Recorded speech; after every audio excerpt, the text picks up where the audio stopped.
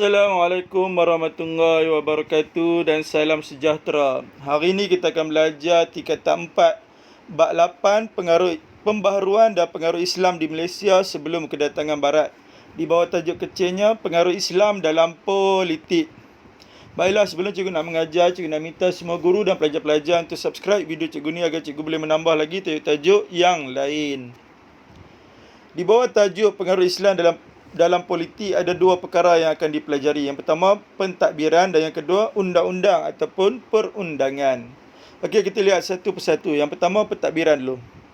Dalam bidang pentadbiran, Islam telah memperkenalkan institusi kesultanan bagi menggantikan institusi raja di tanah Melayu. Ingat, paling penting sekali dalam bidang pentadbiran, Islam telah memperkenalkan institusi apa? Institusi kesultanan. Jadi, gelaran sultan tu datang daripada pengaruh agama Islam. Sultan dianggap berketurunan Iskandar Zulkarnain, iaitu tokoh Islam. Raja digantikan dengan gelaran Sultan. Sultan pemerintah tertinggi dan dibantu oleh lapisan pembesar. Gelaran kepada Sultan ialah Khalifatul Mukminin, iaitu pemimpin orang mukmin, dan Zillullah fil alam ataupun Zillullah fil ard, bermaksud bayangan Allah di muka bumi. Jadi ada berapa gelaran Sultan? Dua gelaran. Khalifatul Mukminin dengan Zillullah fil alam. Apa maksud Khalifatul Mukminin? Pemimpin bagi orang mukmin. Apa maksud Zillullah fil alam? Bayangan Allah di muka bumi. Sultan mempunyai daulat untuk mengukuhkan lagi kedudukannya. Ulama atau mufti menjadi penasihat Sultan. Pertabalan Sultan penuh adat istiadat seperti cara berpakaian, bahasa dan tingkah laku. Jadi formula untuk pengaruh Islam dalam bidang pentadbiran ialah ketiak ramli suka geli dengan ulam petai. Oh, susahnya nak menggelikan ketiak ramli. Walaupun letak ulam petai pun tak geli juga. Okey, tengok dengan formula. Ketiak merujuk pada keturunan, sama pada huruf KET. Ketiak keturunan, iaitu keturunan Iskandar Zulkarnain, tokoh Islam. Ramli merujuk pada raja, bersama pada huruf RA di depan. Ramli, raja. Raja ditukar kepada Sultan. Suka merujuk pada Sultan. Sultan pemerintah tertinggi dan dibantu oleh pembesar. Geli merujuk pada gelaran, bersama pada huruf GEL. Geli, gelaran. Ada dua gelaran Sultan, Khalifatul Mukminin dengan Zillullah fil alam. Apa maksud Khalifatul Mukminin? Pemimpin orang mukmin. Apa maksud Zillullah fil alam? Bayangan Allah di muka bumi. Dengan merujuk pada daulat, iaitu Sultan mempunyai daulat bagi mengukuhkan lagi kedudukannya. Ulam merujuk pada ulama. Cikgu ambil 4 huruf awal dalam ejaan ulama menjadikannya ulam, iaitu ulama menasihati Sultan dalam bidang pentadbiran. Petai merujuk pada pertabalan, bersama pada huruf PE dengan T di tengah-tengah. Petai, pertabalan, iaitu pertabalan Sultan penuh adat istiadat seperti cara berpakaian, bahasa dan tingkah laku.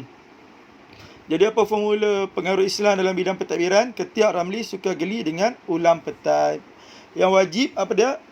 Islam telah memperkenalkan institusi kesultanan bagi menggantikan institusi raja.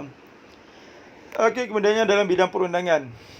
Hukum Islam menjadi asas kepada undang-undang. Asas pada undang-undang apa?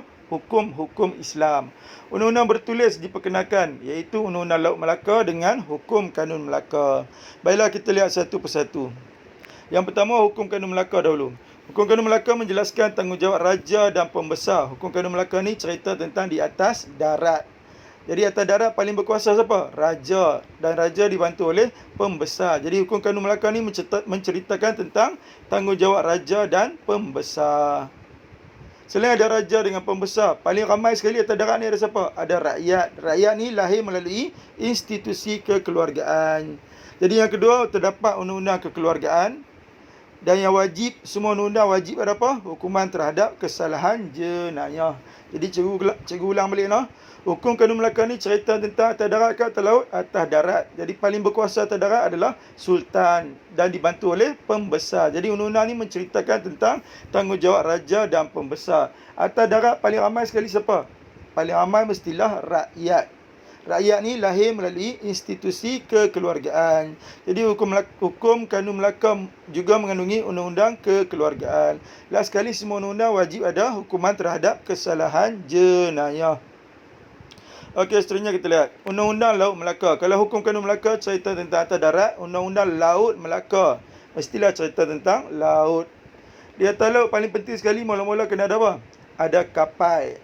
Siapa yang mengendalikan kapal mestilah nakoda kapal. Jadi menceritakan tentang tanggungjawab nakoda kapal. Kemudiannya menceritakan juga tentang peraturan terhadap aktiviti perdagangan.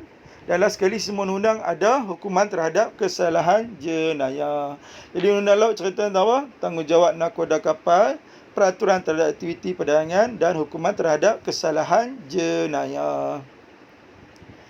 Okey, seterusnya kita lihat analisis kekerapan bab 8 untuk kertas 2 dalam SPM 2010 sampai 2019 dan juga 2020 ulangan yang baru-baru ni.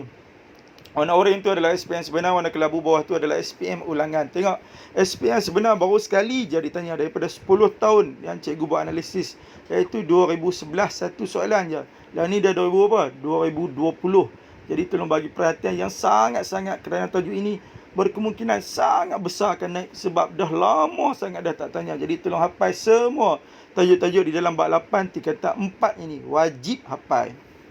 Tengok SPM ulangan pun baru sekali ditanya, iaitu 14 ulangan. Dan 2020 ulangan yang baru-baru ni keluar pun tak langsung ditanya tentang bab 8 ni. Jadi berkemungkinan paling besar akan naik dalam SPM 2020 ni, iaitu Januari 2021. Jadi tolong hafal semua tajuk di dalam bab 8 tingkatan 4 ni. Tolong hafal. Okey, analisis kekerapan tajuk yang kita belajar tadi. Tajuk apa kita belajar tadi? Pengaruh Islam dalam bidang politik. Sekarang setakat hingga hari ini pengaruh Islam dalam bidang politik baru sekali ditanya. Itu pun dalam SPM ulangan tahun 2014 ulangan berkaitan dengan perundangan. SPM sebenar dah ditanya ke? Belum langsung ditanya lagi. Jadi tolong bagi perhatian yang sangat-sangat berkemungkinan besar akan ditanya pada tahun ini, iaitu 2020 di Januari 2021 ni. Jadi tolong hafal semua pengaruh Islam dalam bidang politik di tanah Melayu ini. Okey, kita lihat contoh soalan struktur, markahnya 244. Baiklah, kita lihat satu persatu. Soalan A dulu. Soalan A ditanya, namakan undang-undang bertulis yang terdapat dalam Kesultanan Melaka selepas kedatangan Islam. Apa kehendak soalan? Namakan undang-undang bertulis. Ada berapa undang-undang bertulis? 2 undang-undang bertulis dalam Kesultanan Melaka, iaitu Hukum Kanun Melaka dengan Undang-Undang Laut Melaka. Okey, tengok di ruangan jawapan ada nombor 1 Roman, 2 Roman tak? Ada. Jika ada, jawab terus ya, tak perlu buat ayat. Jadi 1 Roman tulis terus Hukum Kanun Melaka, 2 Roman tulis terus Undang-Undang Laut Melaka. Okey, kita lihat soalan B. Nyatakan kandungan undang yang terdapat dalam soalan 1A.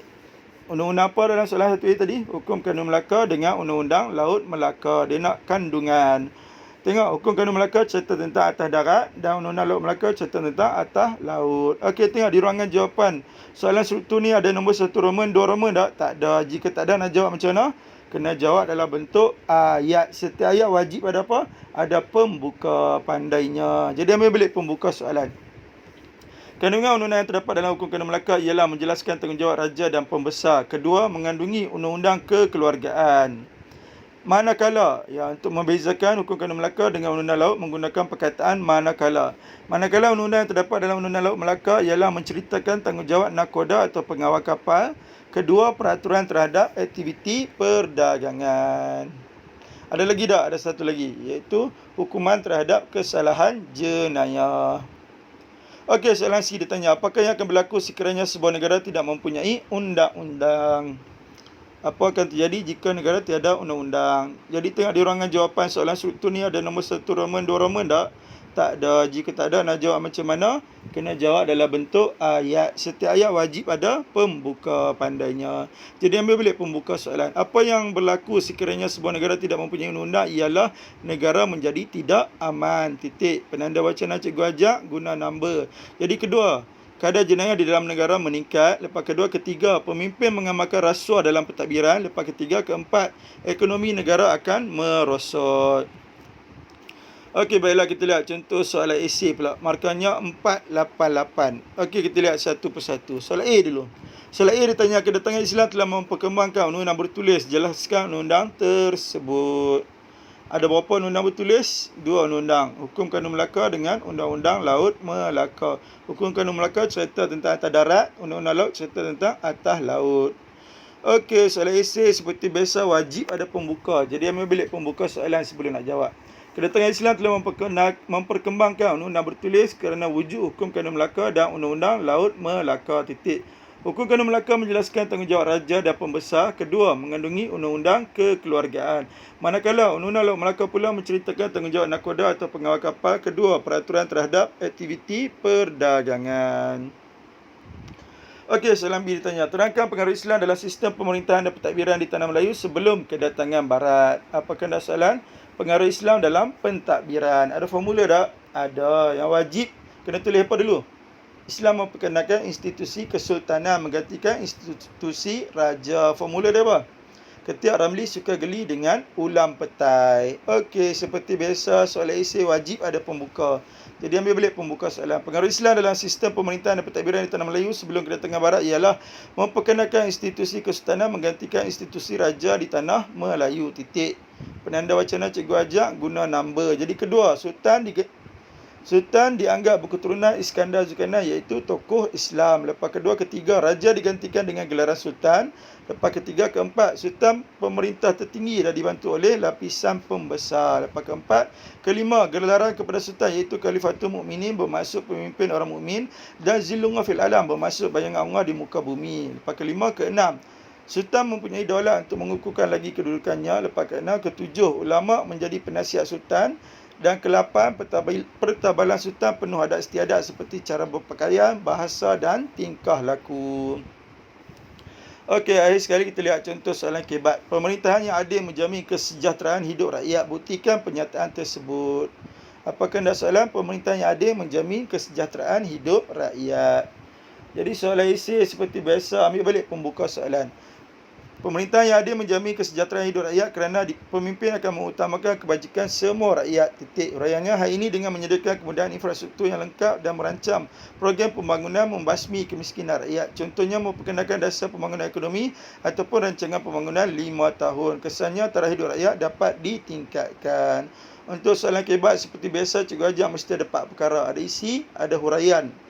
Yang kedua, huraian bermula perkataan hal ini. Yang ketiga, ada contoh. Dan yang keempat, ada kesan. Jadi macam mana nak memulakan isi yang kedua? Menggunakan number. Jadi kedua, koma, menyediakan kemudahan kesihatan yang lengkap kepada rakyat. Contohnya, klinik satu Malaysia ataupun perubatan percuma. Huraiannya, ini dapat menjamin taraf kesihatan rakyat di negara ini. Kesannya, rakyat dapat hidup dengan sihat dan harmoni. Okey, akhirnya cikgu nak menyampaikan berita gembira kepada pelajar yang ambil SPM pada tahun 2020 iaitu Januari 2021 ini, iaitu buku poket formula tingkatan 4 dan buku poket formula tingkatan 5. Di dalamnya mengandungi tajuk-tajuk sport sebagaimana dalam bab-bab seperti dalam buku teks, iaitu buku poket formula tingkatan 4 ada 10 bab dan buku poket formula tingkatan 5 ada 9 bab. Setiap bab ada tajuk-tajuk sport masing-masing. Harga bagi sebuah buku hanya RM1 sahaja. Siapa yang berminat boleh WhatsApp ke nombor yang tertera di ruangan tersebut. Okey, hanya sekadar ini saja daripada cikgu. Kita jumpa lagi dalam kelas sejarah seterusnya. Sekian, wabillahi taufiq wal hidayah. Assalamualaikum warahmatullahi wabarakatuh.